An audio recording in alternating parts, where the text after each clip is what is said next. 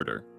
On April 26, 2006, a group of U.S. Marines went into a small village in Iraq called Al-Hamdaniya, not to fight, but to look for an insurgent. However, when they couldn't find him, they made a decision to just get someone else. There was someone called by the locals as Hashim the Lam, a disabled man who walked with a metal bar in his leg and had poor eyesight. The Marines broke into his house while he was asleep and dragged him away from his family. Before they grabbed him, they stole a shovel and an AK-47 from a neighbor's yard to use as props. They tied the disabled man's hands, forced him to walk to a hole in the road, and shot him to death. To cover their tracks, they fired the stolen gun into the air to make it sound like a battle was happening. Then, they untied his hands, planted the shovel and the rifle next to his body, and filed a false report claiming they had shot a terrorist who was digging a roadside bomb. When his family found him the next morning, he had been shot in the mouth, and his face was so swollen and beaten that he was almost unrecognizable. The truth eventually came out, and 7 Marines and 1 Navy medic were charged with murder and kidnapping. However, the justice system struggled to hold them accountable. Most of the men made deals to testify against each other in exchange for lighter punishments. The leader of the group was convicted of murder and sentenced to 15 years, but that conviction was later overturned due to legal errors. He was retried and convicted again, but in the end, the jury decided he didn't need to serve any more prison time.